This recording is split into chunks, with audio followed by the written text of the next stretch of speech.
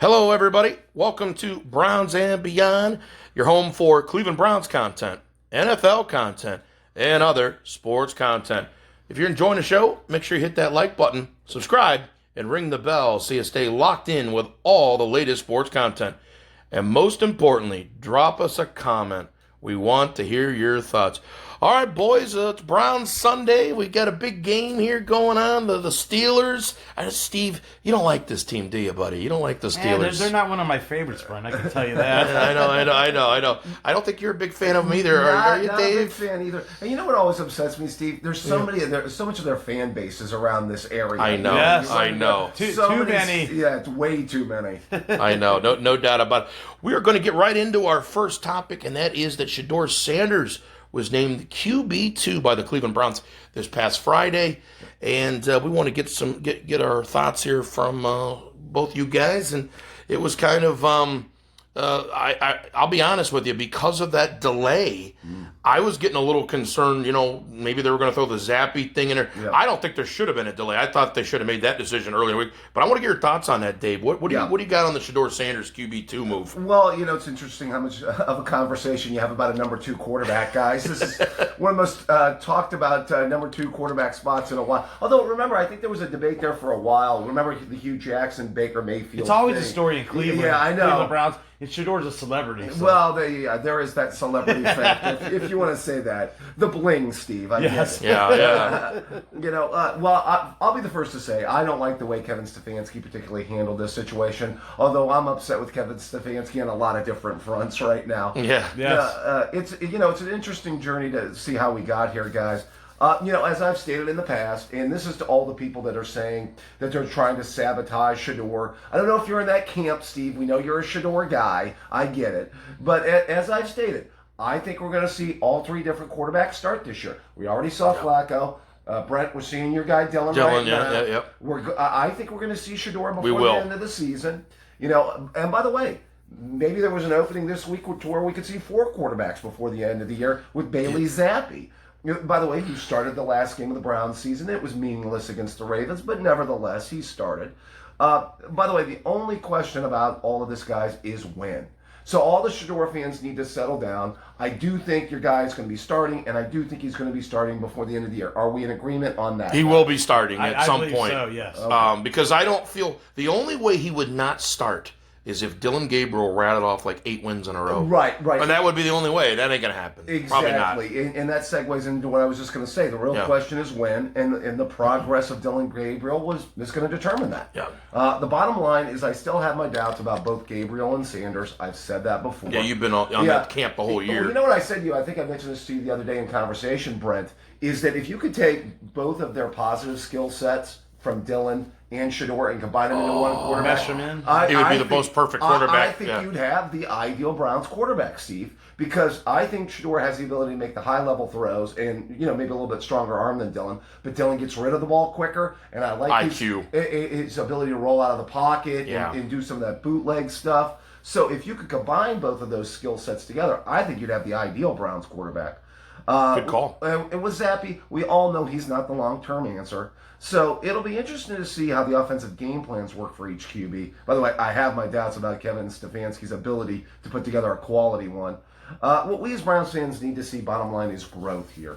Not to mention some sustained production. Brent, it would be ideal to get what you just said a minute ago, which is like, Dylan to rattle off 7 or 8 straight games where he's just playing high-level football. And we don't know if that can happen because of the offense. Yeah. It's not just a quarterback thing. If Dylan Gabriel obviously has the start and then bring Shedeur in for a play, 1 or 2 plays. Platoon, maybe. Yeah, that would be kind of cool. They probably won't do that. I don't think he'll do it. I don't think Stefanski will do it, but that'd be kind of. I think that could disrupt the timing of the offense and the rhythm of the offense. Yeah, you know where they do that usually. What he just said, college. In college, you see it a little bit, but not in the pros. A little bit in NFL, a little bit. Yeah, well, you know. Oh, what? I know the Saints. Sean Saints Payton did it. Remember with that Taysom Hill package? Yep, you're right. Package with Drew Brees. Continue, Dave. Yep. Yeah, so it'll be just bottom line. It's just going to be interesting to see which QB can achieve that level of success and sustained production. The future of the Browns and their coaching staff, and indeed, gentlemen, it depends on it. Yeah. No doubt about it. We will get to Mr. Steve Retzer, and I know you've been wanting to talk about this for a while. It's got your boy and Shedeur Sanders. Guy. And, you think about this guy all the time, how he needs to get here. So, Steve, tell us your thoughts on the QB2 announcement. Yeah. All right, guys. As we know, Shedeur gets to take on the honors after the Joe Flacco trade. I didn't think Stefanski would do it, but because some thought it would go to Bailey Zappi. But I think ownership and management wanted to see it, so they're going to see what they want out of this. I do think he deserved the promotion, and I do think that he will be ready when he has the time to play. If Gabriel gets hurt, I think that's pretty much the only way that he'll play it in a football game. I don't think Stefanski's going to bench Gabriel, his hand-picked guy in the third. Or he would have to do really bad, don't you think? Yeah, he'd have to play really bad. Picks, a lot of picks. Multiple interceptions, taking sacks, and just inaccurate and ineffective in moving the offense. I actually think, and I still feel this. Do we feel that Gabriel's more of a Stefanski quarterback than he is? For sure. Shedeur certainly is. So they both are, but Dylan is Stefanski's hand-picked guy. That's correct. Guys, Shedeur has many strengths. He has elite accuracy, great ball placement. He's a great leader, actually, guys. Leader in the huddle. And he's used to bad offensive line. What do the Browns have right now? Yeah. Bad offensive line. Well, can we get him to stop that run backwards stuff that your ex noticed? Yes. We can eliminate that from the you might step in the other end zone or something like that. We don't want that. Not good. I'm sure he's been practicing. I'm sure he's been practicing his craft, so I hope not to see that as well. Yeah. He's good in the pocket, and he can run if he needs to. Yeah. Many experts, like Colin Cowherd, said he's actually fits a Stefanski system. Hopefully, they will be good together when that time comes. Yeah. Many experts were saying that Shedeur would fit Stefanski's system. So I want Stefanski to start liking him, because when they do have their time together, I do want to see him prevail and do well. As we know, Shedeur is already a celebrity, so I think he will be ready for that moment. And he'll be ready to impress, all right? I'm ready to see my rookie impact play, especially if Dylan goes down, like I just said. And I think the players will perform for him, including the defense. Myles Garrett, I think these guys are going to want to play for Shedeur when he gets his shot. His time is coming soon, so go Shedeur. Matter of time. I actually think that my take on this is that, because of the delay, I actually feel that, he didn't want to do it. He did not want Shedeur Sanders to be QB2. I feel like this came down from management. Jimmy. And they direct Jimmy. Yep. And I just think that Stefanski doesn't want him in there at all. So, Steve, in this instance, Jimmy Haslam is being a meddlesome owner in a good way, is what you're saying? Yeah, it's helping Steve's. Yes, because he's helping your guy. The meddlesome owner in this situation kind of works out in your favor. It does. I just want to be consistent. I'm not a fan of the meddlesome owner, period. Now maybe if you had a more competent guy drafting his players and making decisions, unlike Andrew Berry, that would be helpful. But you know what I mean. Although I shouldn't criticize Berry, he's gotten a little bit of redemption with this year's draft, obviously. Yeah, the draft helped. But the meddlesome, Jimmy Haslam thing is just tiresome, guys. I don't know what you guys think. Well, I actually feel that what you just said is kind of the problem with the organization. They won't just and I feel like the depot, me and you talk about the depot. They're not on the same page. Yeah, other great teams, GMs on the same page as the coach. That's right. I mean, they're all in different directions. Yeah. Stefanski really doesn't like Shedeur. I'm just going to say it how it is. Yeah. He's not really a fan of him. Right. No, he don't want. But don't you agree? Now, Steven, was it me and you talk about? Me and Dave might have talked about how they got Depot in there and Barry. That's like having two kind of underbosses in a way. You don't need it. You don't need them. No other team has a guy like that. Well, a lot of people thought, does he just bring this analytics component? A lot of people wonder how much of a role he has. Does he have Jimmy's ear? Well, me and Brent think he's like the consigliere, man, like the right-hand man. He's making the decision before Barry. Yeah. And I think what you just said, not everyone's on the same page. Everything's going in a million different directions. You can't do that. You have to have simplicity with your organization. That one voice kind of thing. Yeah, you can't. That's right. And anyway, so, all right, we're going to move on to the next topic, and that is the Browns versus Steelers. And I know, Steve, you're Yeah. wanting a big win on this because you hate this team more than anybody ever know. You know me, I hate the Ravens more. I don't. Yeah. The Steelers aren't my enemy like they are for you. You really despise this team. Brian, I can't stand the Steelers. I mean, many of my friends are, my family, my ex-wife's family's from the Pittsburgh area. Well, actually, Johnstown. Yeah. Or say Johnstown. There you go. So some of my buddies are, some of my best friends are, and it's just tough. I mean, they're always going to be my buddies. That's always going to be my family, but it's just tough because it's like I want everyone to be Browns fans, Right. And it is what it is. You notice there's a lot of like pencil. Well, I mean, our states are fairly we're not far away. Each other. So I mean, it does have some logistical sense that we would have a fan base here that would be heavy Steeler, but I don't know. It just seems like there's too much of an overabundance. There is. And there's a lot of people that are born here that just became Steelers fans. They have no family that lived in What I don't PA, like nothing. is some of them say, well, I don't like the Browns because they lose, so I'm going to cheer for the Steelers because they win. Terrible But then they like idea. Ohio State, they like Yes. the Cavaliers, Yes. they like Guardians or Indians. That's right. Great And- call. And that's the stuff that drives me insane. Yeah. Now some of these people, I are my love buddies, Ohio State. Ohio State Steeler fan. I've seen that dynamic. It's just so weird. Yeah. Some of these people are my friends, and they'll remain my friend. But I'm sorry, it just drives me nuts. I love them, but it drives me insane. And remember, we went to a certain bar. We're not going to no names, please. Here, Please, yes. and this bar. Remember how the Steelers fans were getting obnoxious every time they were a score, and it's like it just something you doesn't gotta add do up that right. and Something doesn't add up to me on that. We actually went to a bar that was officially known as a Steelers bar at one time, Steve. Yeah, it was bad. Yeah. So, All right, continue, guys. Steve. So let's dive into this. The Browns are at Pittsburgh, and they've lost 21 straight games there. Ouch. Ugh. Ouch. The last Brown team to beat them in a regular season was Tim Couch back in 2003, boys. I remember that game, Ugh. Steve. I remember. Wasn't it like What was- 33-13? Yeah, it was a Kicked good- their good butt, win. It guys. was a night game, But the way. Bakers, the Yeah. last win in recent time in the playoffs. Yeah, COVID. Yep, COVID. They beat them. They beat them pretty handily too. Yeah, in the playoffs, and without Stefanski as their coach, maybe that was a sign. Go figure. Yeah. Go figure. Yeah, he was on the. He was working remote that day. That's right. Good way to put it. He was, continue, All right, guys. Steve. The Steelers, the only team in the AFC North with the winning record of 3-1. What makes it worse for the Browns is the Steelers are coming off their bye week.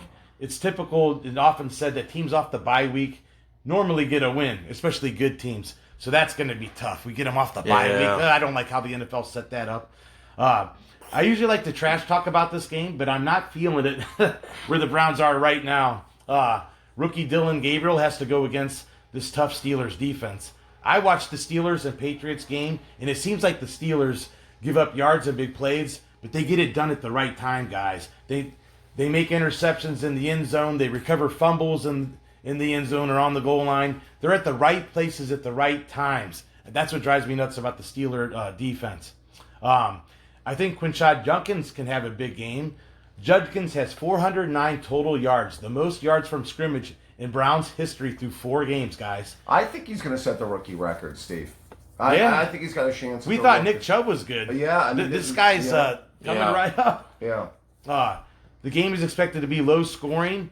I would feed him the ball 25 times and expect him to be like the heartbeat of the offense because the pass game has not been very strong, guys. Yeah, that's an understatement, Steve. So That's putting it nicely. That's an understatement. something to Yeah. think about here, guys. I want you both you guys to think about this. They said that last week because they had to travel over across, abroad. Sure. That wasn't a normal practice week. That travel time, Yeah. and they said it kind of interrupted the. What do you think about that? With this, By the way, just continuing to make the case against these overseas games. I know. That's true. Low key kind of way there, Brent. But But yeah. you're right though, because Yeah. routine is a big thing for an NFL player. Oh, of course, and this is why I've never been a fan of the overseas games. I know they're trying to sell the market over Yeah. there, Yeah.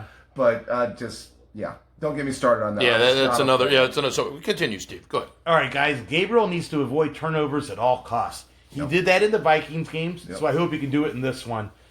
Something tells me we could see an interception or a fumble in this game. I hate to talk like this, but I'm just trying to be realistic because I've seen Pittsburgh. I've watched them. Are you saying this so Shador can get in there? No. That's not my I'm reason. just kidding. I I'm would say kidding. that. I know. I know. Backhanded way to get. I know. I see what you're doing. No, that is and I actually don't not like my it. No, I'm reasoning. just kidding. Continue. I had to do it, Steve. I I'm want sorry. us to win. Yeah. I know. do. I know.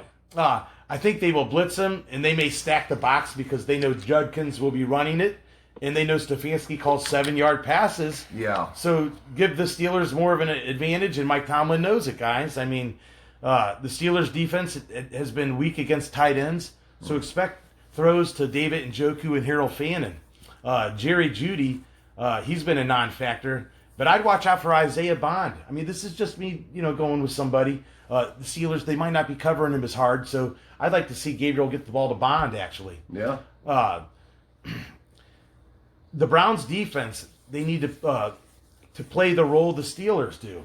They need to blitz old man Aaron Rodgers and hope Myles Garrett can get some sacks and get turnovers.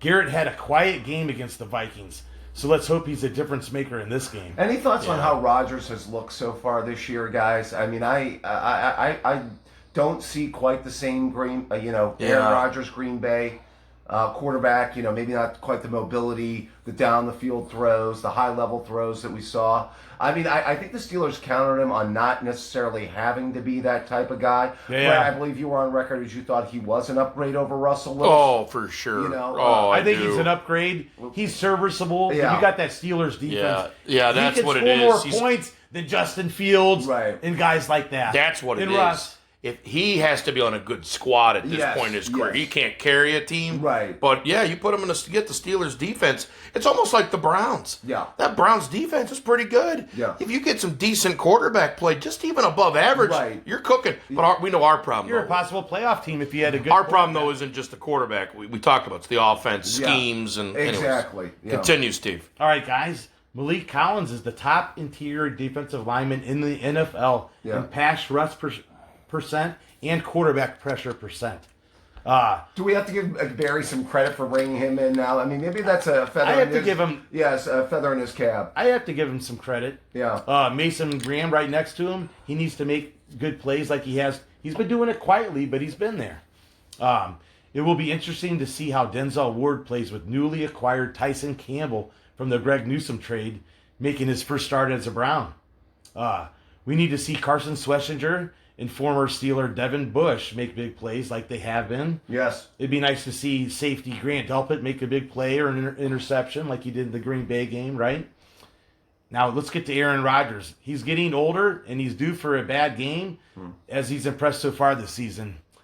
He has 2 running backs to hand the ball off to, and Jalen Warren and Kenneth Gainwell.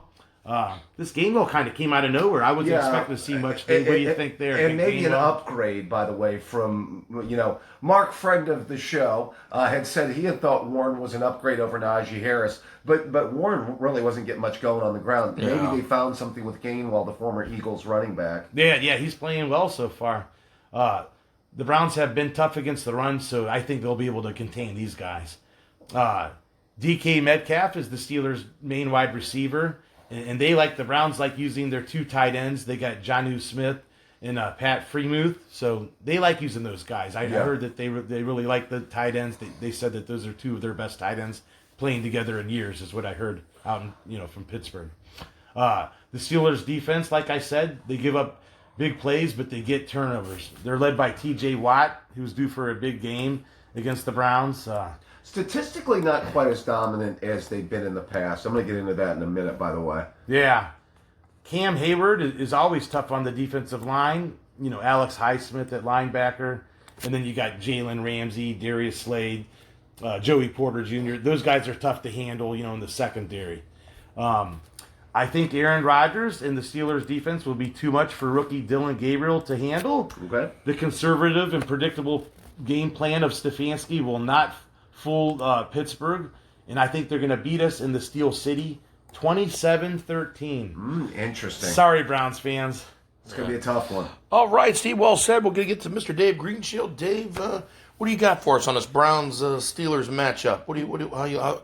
How's this looking for us? Well, the Browns travel to Pittsburgh. Steve just touched upon it. It's not always been good. The Steelers have won every regular season meeting in that 20-year span. The notable exception being the Browns' greatest season, the COVID year. Which, you know, the Browns' greatest season is in the COVID year, and nobody is there to see it, guys. Yeah, go figure. The best season in the history of the Browns, and nobody there's. Steve, our proudest moment, by the way, since they came back, was that victory at Pittsburgh over Big Ben. We made Big Ben cry that day. Yes, we did. That was a great day. Yeah, One of my favorites. We wish there would have been more people there to see it, but you know what I mean? Well, it's interesting. Dylan Gabriel will make the second start of his career for the Browns. The rookie, again, was solid but unspectacular last week in his debut against the Vikings in London. Now he finds himself going against one of the, most experienced defenses in the NFL. I will say the Steelers' front seven still has an incredible amount of talent, and they can make life, difficult for Dylan. The crew of Hayward, Watt, and Highsmith, they can get after the quarterback. I believe they're tied right now with the Browns for, I believe it's 5th in total team sacks. So we know that they have a very good pass rush. This can be difficult for a rookie QB. It also can be difficult for a rookie QB with an offensive line that has some question marks in pass pro. The return of Conklin really did kind of help last week. It was good to see him healthy. Yes. He's had a lot of injury problems. The opposite tackle position is a mess. I touched upon this in our review of the game, but KT Leviston, wow, he's been just awful. He's been a turnstile, and the last time he matched up against a good edge rusher, which was Hutchinson, he fed him his lunch in the game against the Lions. If he gets matched up against Watt, look out. TJ has 3 sacks this season, and again, the Steelers are tied for 5th in the NFL with 14 sacks total, along with the Browns. The biggest thing for Dylan, and we know, we need the running game. We need to aid him with the running game. And that means Judkins. He's coming off his best game, the 23 carries for 110 yards. Here's the interesting thing. I think they can run the ball a little bit on the Steelers, Steve. It's the 19th ranked run defense. Yeah, you can run on Pittsburgh. Run on Pittsburgh, throw to tight ends. Exactly. Well, that's they're the best players. Yep. They're the best players on the team, on the offense. So I feel that they can run the ball. The interesting thing for me in this one, though, is the offensive game plan by Kevin Stefanski for Dylan Gabriel, for your guy, Brent. Or lack thereof. What game plan? Is there one? The bottom line is, will Kevin Stefanski open it up? Will he open it up, or are we back to dink and dunk time? Can we make a pass over 7 yards, Dave, or run a route? Yeah, the average depth per a target is the lowest out there. It's just been terrible. Now, to be fair, a lot of people have been watching the All-22, and these wide receivers aren't getting a whole lot of separation. We know Judy's had a problem with drops. I think he's up there in the NFL in drops, or at least top 2 or 3. It'd be nice to see him develop some chemistry. Thrash, we talked about in the preseason, Steve. Yep. Dylan had some good chemistry with him. Bond has been open a few times. They need to find some ways to get these receivers open, and they need to make some plays. Can we see the Jerry Jeudy, even closer to the Jerry Jeudy we saw a year ago? This was a 1,200-yard receiver a year ago, guys. Yeah. I have my doubts. The Steelers' corners of Slade, Porter, and Ramsey have been good, but they've been picked on at times. Steelers run man coverage about 28% of the time. Usually about 70% of the time they're running some variation of zone. So it's going to be interesting to see if Gabriel and the Browns receivers can make plays. Again, work the middle of the field, which is susceptible against zone. Can they get open? Can they make the catches? Can they make the plays? It's up to Kevin and the game plan. We'll see. On the other side of the ball, hello, Mr. Rogers. He's been playing solidly, although not impressive football. He's completed 68% of his passes, 8 touchdowns, 3 picks total. He's not been a volume throw the last couple weeks. It's been 23, 22 pass attempts. He appears not to be as mobile. He's not making as many big-time throws down the field like he used to deliver in Green Bay. The Steelers' run game has been underwhelming, Steve. I mentioned Jaylen Warren was only averaging 3.1 yards per carry. And he had a good season last year. He got paid. See what happens when guys get paid, Brent? Yeah, these running backs that get paid. I remember they don't perform. It's like, I got paid and, you remember go buy some bling. I don't know. Can I point a reference on that? I remember years ago, DeMarco Murray had a big year for the Cowboys when Romo was there. Yes. And then the next year he gets a contract and, Isn't that crazy? Yeah. They get paid and they don't perform. Yeah. Well, so Gainwell got the shot against the Vikings. Nice game, 19 carries, 99 yards. But the Browns have the best run defense in the NFL. Steve mentioned it. The Collins-Graham interior has just been stout. Yes. Yeah, I don't expect the Steelers to have much success running the ball. Conversely, I think the Browns can. That gives me a little bit of hope. We talked about the Browns' weakness at tackle. I think the Steelers have a weakness at tackle in Broderick Jones, who at times has been a liability. It'll be interesting to see if Miles can exploit that matchup. He's coming off a sackless performance against the Vikings. I thought he was going to feast on that weak, Minnesota offensive line. Not so much. We'll see if he can take advantage of maybe that matchup this week. The Browns run a ton of man coverage, more than any other team in the NFL. That means will Ward or the newly acquired Tyson Campbell be ready to go? It's going to be interesting. DK Metcalf is one of the most physical receivers in the NFL. He can cause a lot of problems. The rest of the wide receiver crew doesn't offer a lot of concerns for me. No, I'm not really worried about Austin and some of these other guys. They were excited about Roman Wilson in the offseason. Haven't seen much from him. It'll be interesting to see how the Browns corners match up. Does Rodgers target Campbell, by the way, with him being newly acquired and new to the Browns this week? Do they go after him a little bit? Just in conclusion here, guys, if the Browns can give Dillon the run game, some solid pass protection, and Stefanski opens it up, lets him throw the ball down the field a little bit, and we can hit a few shots, there's a path to victory. The Steelers' offense is not great. Rodgers has been effective, not spectacular. I have my doubts about the game plan. I have my doubts about the receivers. They're not making plays. I got the Steelers 24-13. Wow. Okay. Close score. Yeah. Well said there. Well, kind of like one of those games. Yeah, that's they pull for away 3.5 maybe quarters. at the end. Maybe a late turnover puts the Their game defense away. Garbage TD Their or defense something. scares me a little bit too. Yeah. All right, we're going to get to the game of the week. And Steve, hopefully this week you get some better luck. Cause didn't you have the battle of the bad? Yeah, I don't want to I lost talk about the battle luck. of bad. Yeah. And then what was the score? The Saints. The Saints got you right.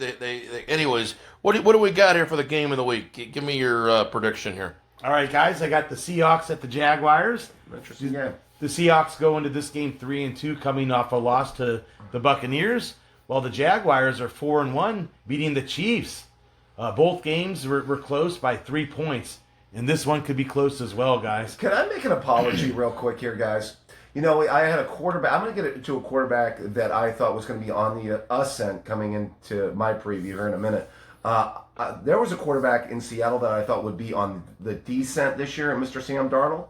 He's playing really good football. Yeah. Yes, he is. Yeah. He's playing real. I want to apologize. Sam Darnold is playing. Yeah, we And thought that's he why I was- picked this game. Okay. All right. Go ahead. Both teams are known for high-scoring offenses.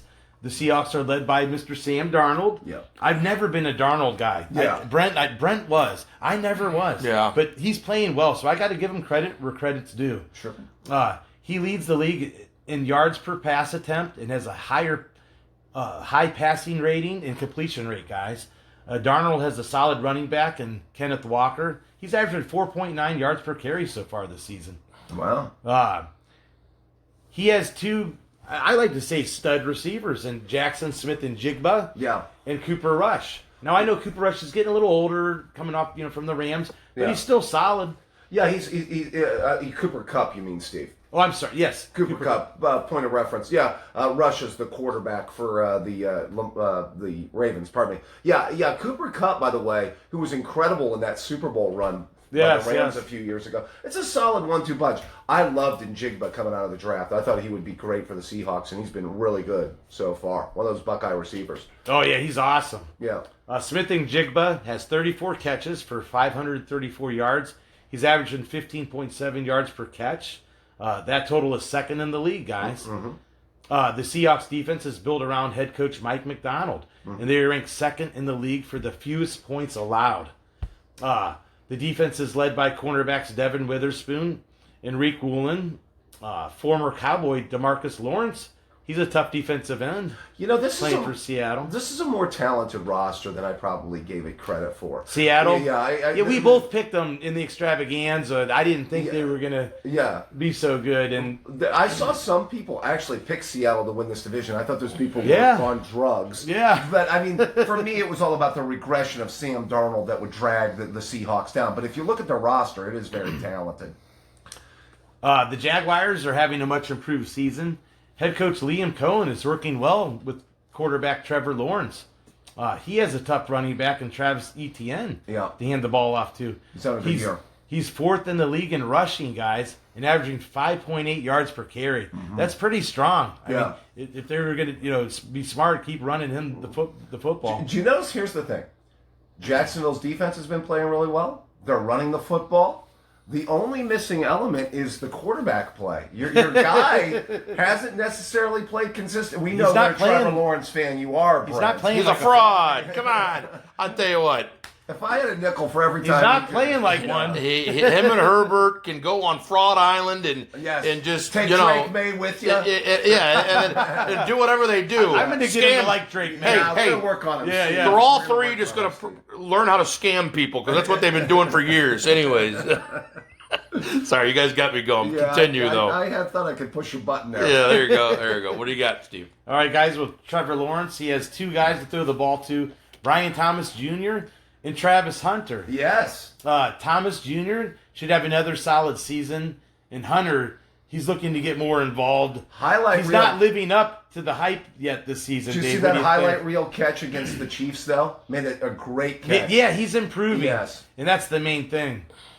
He's got to improve, I like Brian Thomas Jr. The Jaguars' defense is led by rushers Josh Allen and Travon Walker, who are among the top in the league. Linebackers Foy Olakuin and Devin Lloyd are playing at a high level.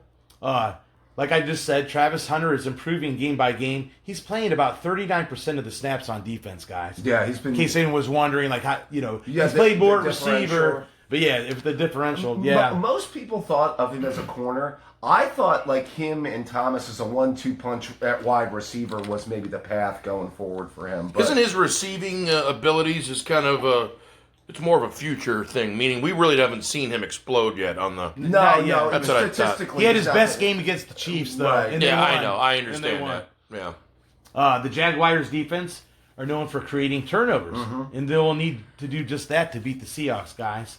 The Seahawks are 2-0 on the road this season. They have many injuries on defense, so that's Seattle's problem so far this year. Their offense is scoring at will, but the guys keep getting injured. The Jaguars may come back to life after beating the Chiefs. Many are picking the Jags to win this game, but you know what, guys? I'm taking Seattle with another win on the road. Wow. I'm taking them 31-27. Wow, and a good one. Go Hawks. You got that faith in Darnold now. I do. Now I'm changing my mind, You got that faith. All right, Steve. Let's see what you get. See if you get a win this week. And turn things around. All right, we got Mr. Dave Greenshield. Yes. Dave, your game of the week. What do you got? I need some luck here, guys. I think this is a game that's going to have some fireworks. I got the Cowboys and the Panthers.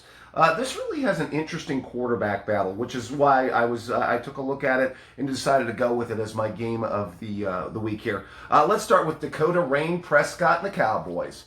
The offenses look good for the most part this season, by the way. The offense has been kind of overly dependent. Has not been overly dependent on Dak. Pardon me. Let me rephrase. The run game has actually been very solid. They actually rushed for a season high 180 yards in a dominant 37-22 win over the Jets. That helped my pocketbook a little bit last week there, Brent. I would add they've gotten a very nice year out of Javonte Williams. He's averaging 5.7 yards a carry. This coupled with Dak, who's been playing great. He ranks top 3 in yards, touchdowns, and QBR this year. Can we say MVP? Possibly. I like Baker Mayfield. But right now, Dak Prescott is playing like an MVP. In the regular season. I have to stress that. Every time I talk about Dak, I've been at certain situations, Brent, where I got in trouble with that at times. Peyton Manning gave him the potion of the regular season, yes. But once they hit the postseason, it's no cigar. You know what's crazy? Dak's first couple playoff games weren't that bad. Remember, he lost that shootout to Aaron Rodgers. He played really well in that game, his rookie year.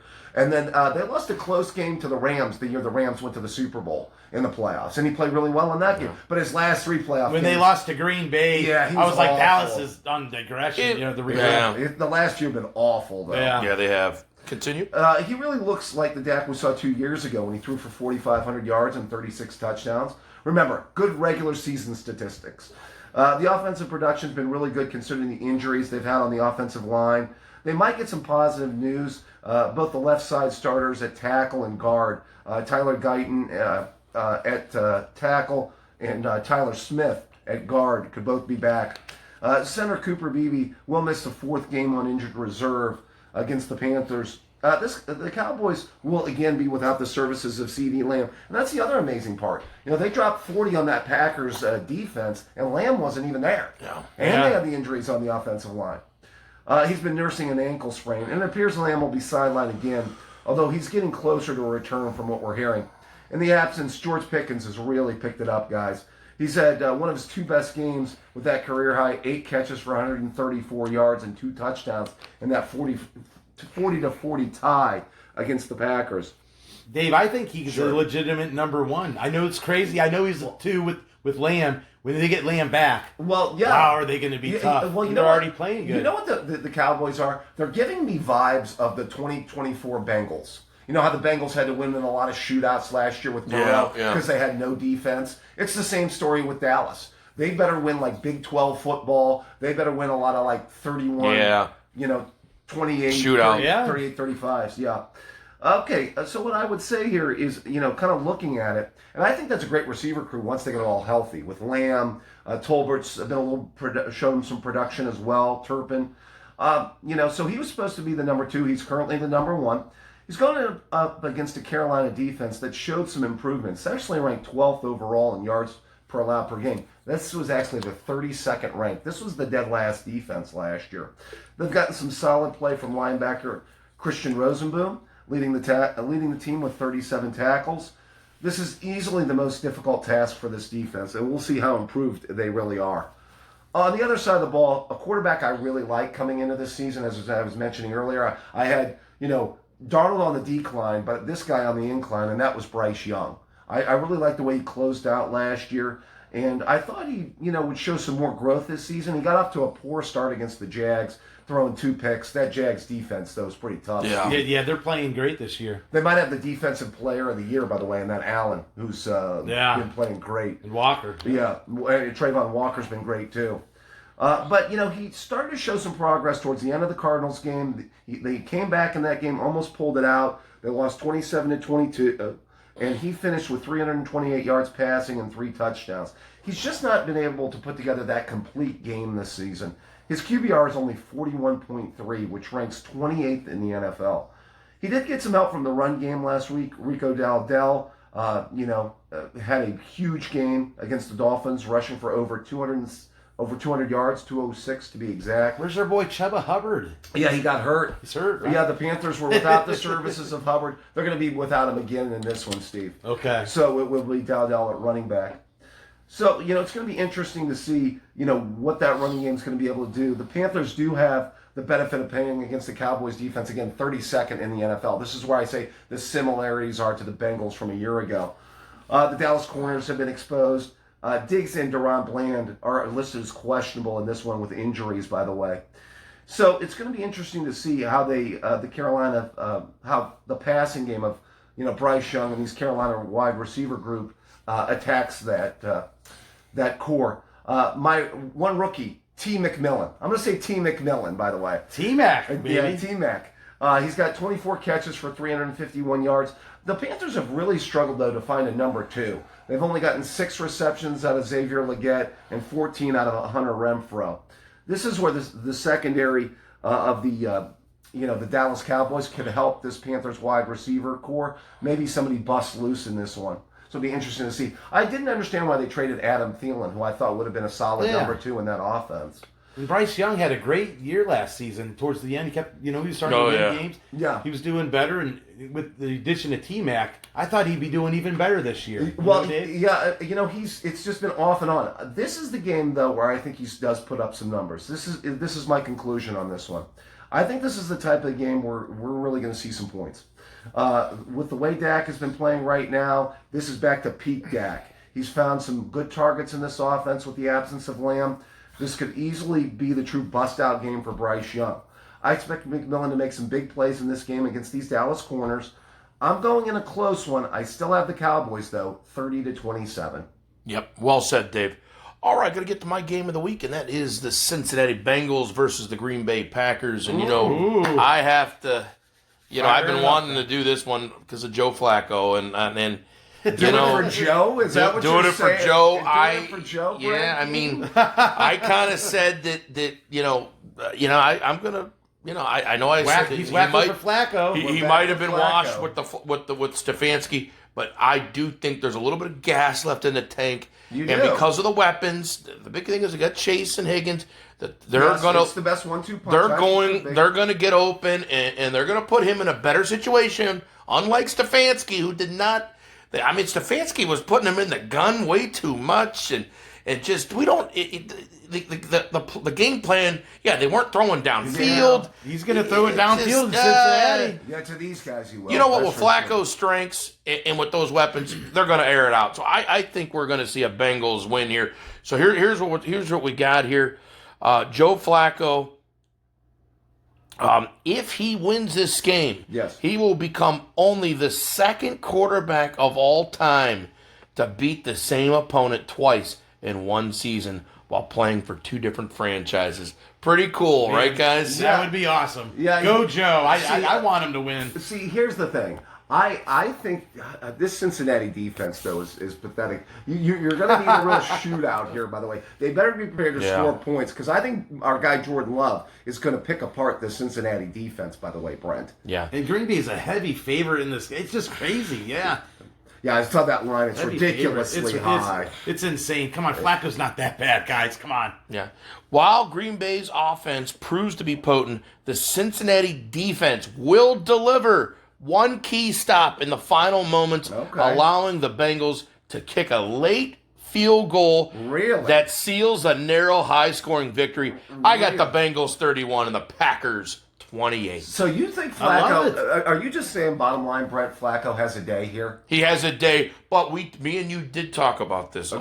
off podcast. Yes. And we said it's probably not sustainable. No. But he's going to have a day because it's the debut, and it's just, and he's already We're beaten gonna his see some team. points. It won't be a boring game like the Browns and the Packers. This will be some scoring, guys. To be fair, I agree. Did Joe Flacco beat the Packers, or the Browns defense beat the Packers? I know, but Because, I mean, he got... I know. Work with me here. Work with me, Dan. Flacco was the quarterback. Yeah, to be I fair, know, yeah. Flacco was the quarterback. He really he got that 13 points or whatever they got, right? By the way, I know. thought they were the... Scored 13 points. I thought me and Greenshield were hanging out in the year 2000 watching a Ravens game. That's how many points were. You remember the old days in the 2000s? That's how you want a bunch of low-scoring kind of football games. Yeah, I yeah, hear you. yeah. But I mean, I thought we agreed this guy was broke down and old, and now he's going to come I know. back with the Bengals. The and be man from Mars. rejuvenated. Zach Well, Taylor. I think- he might be able to work well with Flacco. I He think might. after more thought, it did take me a week to. I think Retzer and I talked. Yeah. I just feel like Stefanski's offense is more the problem than Joe Flacco. Now, Flacco, does it help that he's a statue? No. No. But Now- you're giving him some weapons. And he's Go ahead. inheriting a bad offensive line. Yeah. The Yeah. only offensive line that might be worse than the Browns is the Bengals. Yeah, but go ahead, If Steve. Flacco throws for 300 yards, maybe 2 or 3 touchdowns, and they beat Green Bay, Yeah. does that tell you that Stefanski has to go in Cleveland to get fired? Is that a possibility? Yes, it does. Well, yeah, it could be. Yeah, I mean, it will tell you something. Steve, that's why me and Steve were interested in that game. Yeah, I gotta watch because that it game. does kind of expose the Stefanski aspect. no, I can see what you're saying. Steve likes that. Although throwing it up to Chase and Higgins is definitely going to help the cause. Sure, too there. no doubt, no doubt. All right, we're going to get to the final segment of the show, and that is the bold predictions. Yeah. And we will turn to Mr. Dave Greenshield. Yes. Dave, give us your bold prediction for the week. All right. Well, I'm taking a quarterback that I like coming into the season, and I love the way he's playing right now. I've got Matthew Stafford to throw 4 touchdowns this week against the Ravens, guys. I just think, Stafford has completed 78 of 121 passes for 960 yards, throwing 8 touchdowns with only 1 pick over the past 3 games. So he's just been hot.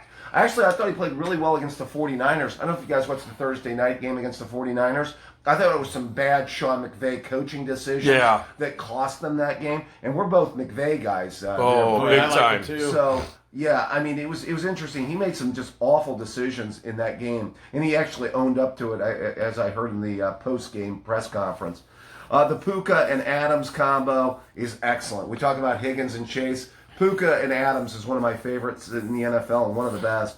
So I think they're going to work some magic against a shaky Ravens defense. I mean, this was a Ravens defense that surrendered a season-high 44 points to a Houston Texans offense your guy C.J. Stroud. That offense was struggling, Steve. It wasn't doing much. And Houston went in there and dropped 44 points on him last week. Now Stroud is back. Well, that MVP candidacy is still out there, Steve. I hear you. Yeah, but it was right for the picking. They were without corners. They had injuries in the front seven. It was really a depleted defense. I just like the way Stafford's been slinging it, guys. And this Ravens defense is right for the picking. All right, Steve. We will get right to it.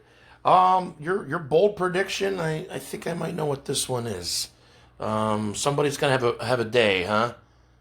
All right, guys. I have the Titans at the Raiders. Mm-hmm. I have running back Ashton Genty. Yeah, we'll have over 100 yards rushing, and I want to say 2 touchdowns against the Titans. Geno Smith hasn't had his best season, so handing the ball off to his top rookie will lead to a victory over the Titans, who have one of the worst run defenses in the league, guys.